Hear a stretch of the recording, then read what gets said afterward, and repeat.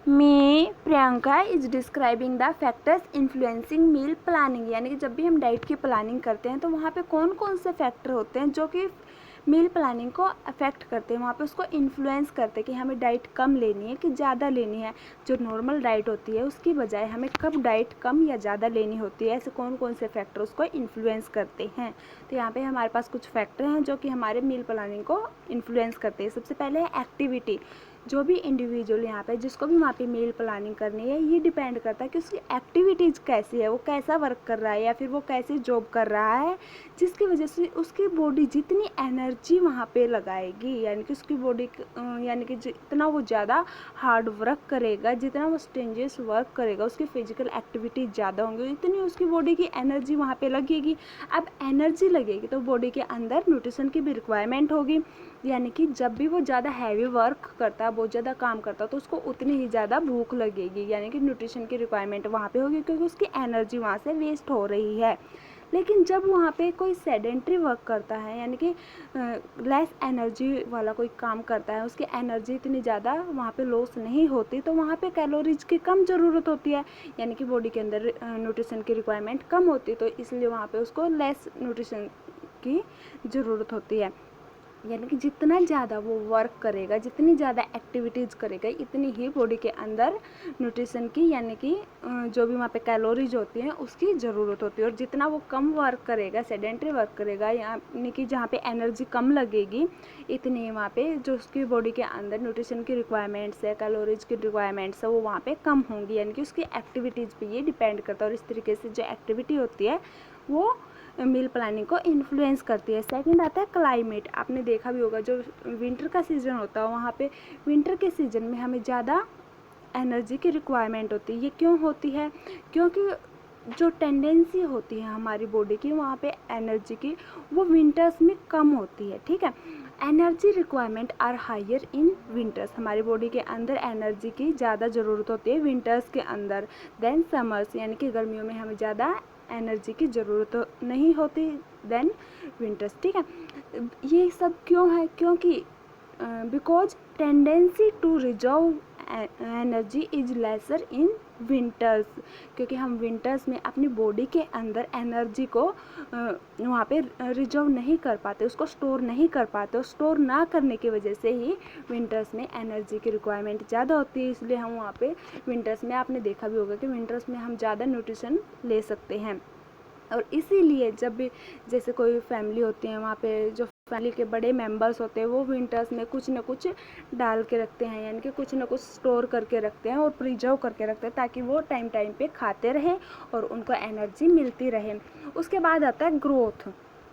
ठीक है, तो ग्रोथ कैसे उसको इन्फ्लुएंस करता है? जब जैसे कोई बच्चा है, चाइल्डहुड में है, या फिर कोई और है, जैसे कोई प्रेग्नेंट वूमेन है, तो वहाँ पे उस टाइम पे उसको ग्रोथ की बहुत ज़्यादा ज़रूरत होती है, ताकि जो प्रेग्नेंट वूमेन है उसके जो वूम के अंदर जो भी वहाँ पे फिटस है, यानी कि बच्चा है, उसको ग्रो होने के लिए, और जो बच्चा मतलब कि जो अब क्या इन्फेंसी है वो 1 साल का है, 2 साल का है, जैसे जैसे उसकी डेवलपमेंट होती है, उसकी ग्रोथ होती है, इतनी ज़्यादा उसको वहाँ पे न्यूट्रिशन की नीड होती है।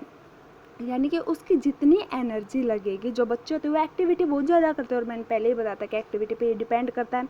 तो जो बच्चे होते हैं वो ज़्यादा एक्टिविटी करते हैं, तो इसी कारण से वहाँ पे उन्हें उनकी एनर्जी ज़्यादा वेस्ट होती है।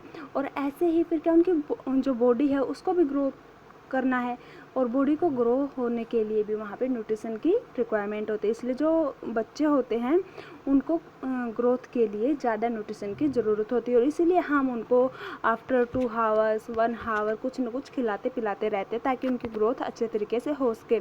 और इसी तरह से जो प्रेगनेंसी है, यानी कि प्रेग्नेंट वूमेन है, या फिर बच्चे को दूध पिलाने वाली वूमेन्स होती है, उनके अंदर भी हायर रिक्वायरमेंट होती है न्यूट्रिशन की। उसके बाद आता है सेक्स, यानी कि मेल एंड फीमेल। ठीक है, जो वुमेन्स होती हैं उन्हें कम एनर्जी की उनकी बॉडी के अंदर कम एनर्जी की रिक्वायरमेंट होती है एज कम्पेयर टू मैन।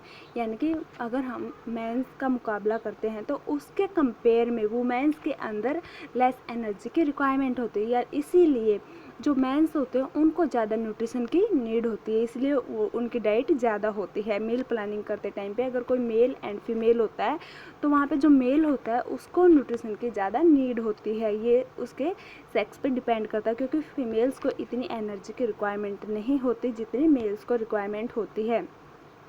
ये सब क्यों होता है, मेल को क्यों ज़्यादा चाहिए, क्योंकि उसका जो बेसल मेटाबॉलिक रेट होता है वो ज़्यादा होता है देन फीमेल्स, यानी कि फ़ीमेल्स का बेसल मेटाबॉलिक रेट कम होता है, इसलिए फीमेल्स को न्यूट्रिशन की कम नीड होती है देन मेल्स, ठीक है।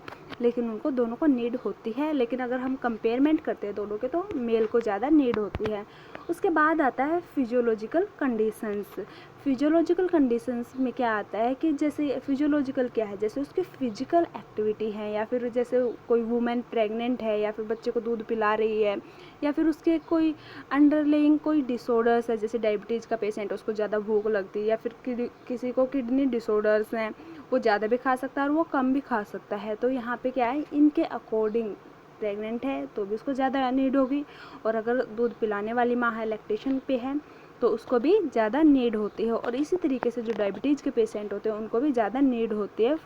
आपने देखा भी होगा, अगर कोई पेशेंट देखा है तो, कि जो डायबिटीज़ के पेशेंट होते हैं वो ज़्यादा न्यूट्रिशन लेते हैं। वो सब क्यों, क्योंकि उनकी अंडरलाइंग कंडीशन ही है, उसी के कारण से उनको ज़्यादा भूख लगती है और इसी कारण से वो ज़्यादा न्यूट्रिशन लेते हैं।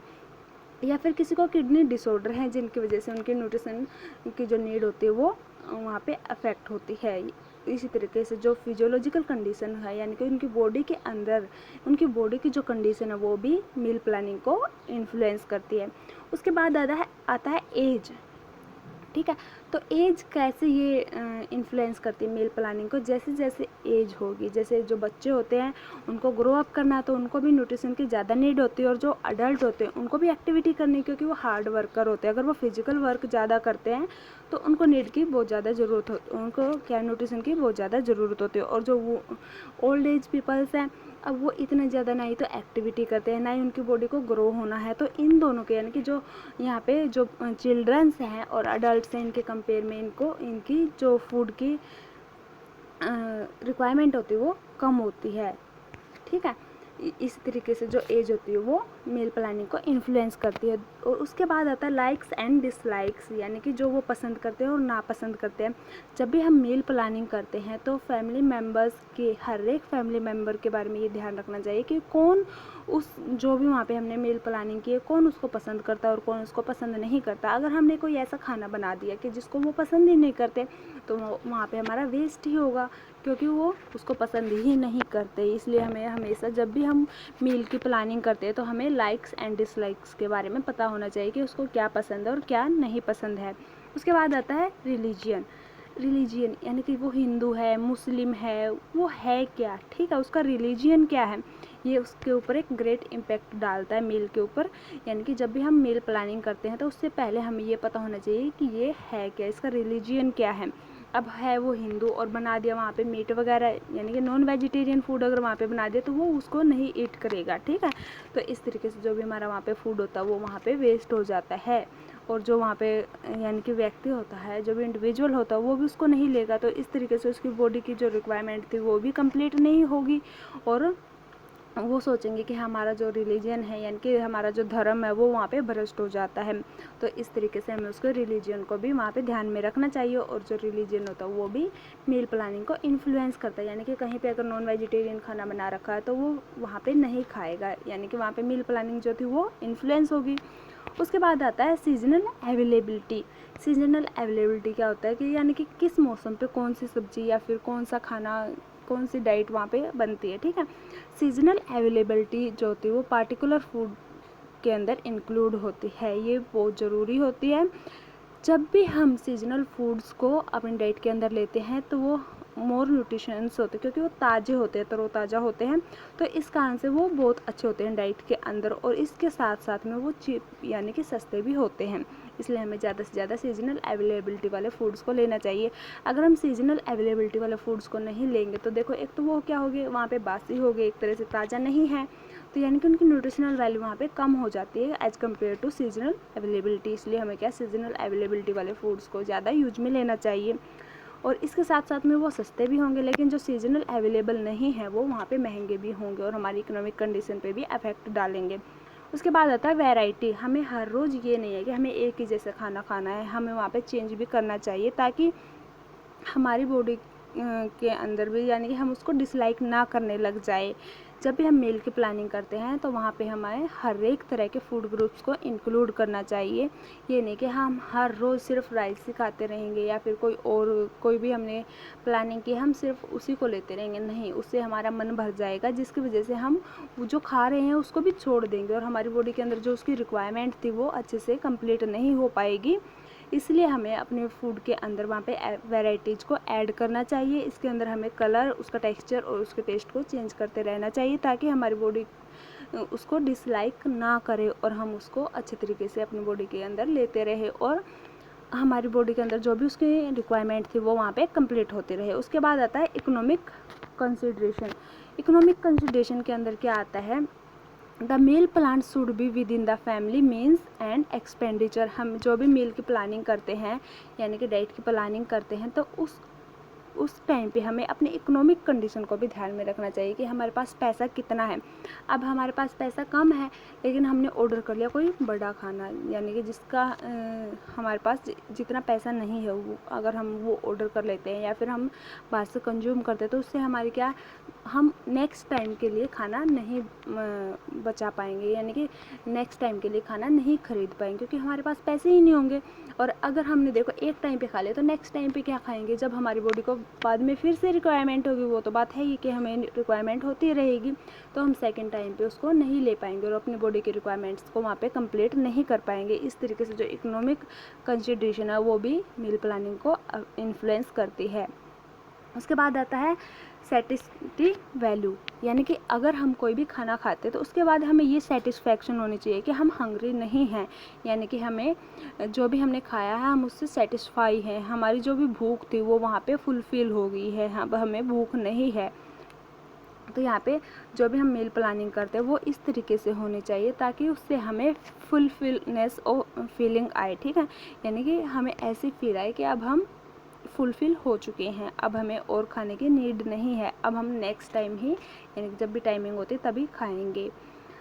पर्सन को ये नहीं होना चाहिए यानी कि जो भी वहाँ पे इंडिविजुअल है उसको खाना खाने के जस्ट तुरंत बाद ही ये नहीं होना चाहिए कि वो अभी भी भूखा है, उसको वहाँ पे सेटिस्फेक्शन होनी चाहिए। इस तरीके से वहाँ पे जो सेटिस्फैक्टरी वैल्यू होती है वो भी मील प्लानिंग को अफेक्ट करती है, उसको इन्फ्लुएंस करती है। अगर हमने देखो कोई भी डाइट ले लिया, कोई भी खाना खा लिया है हमने, लेकिन फिर भी हमको ये है कि हाँ मैं भूखा हूँ, अभी मेरा मतलब पेट नहीं भरा है, तो उसका फ़ायदा क्या है, उसका कोई फ़ायदा ही नहीं क्योंकि उसकी बॉडी को जो भी रिक्वायरमेंट्स थी न्यूट्रिशन की वो उसको अच्छे तरीके से सप्लाई ही नहीं हुई है। तो इस तरीके से अगर उसकी बॉडी के अंदर से ये सेटिस्फैक्शन आएंगी तो यानी कि उसकी जो भी न्यूट्रिशन की रिक्वायरमेंट्स थी वो वहाँ पे कंप्लीट हो चुकी है, यानी कि एनर्जी की जो भी रिक्वायरमेंट थी वो वहाँ पे कंप्लीट हो चुकी है। इस तरीके से जो ये फैक्टर्स थे ये मील प्लानिंग को इन्फ्लुएंस करते हैं।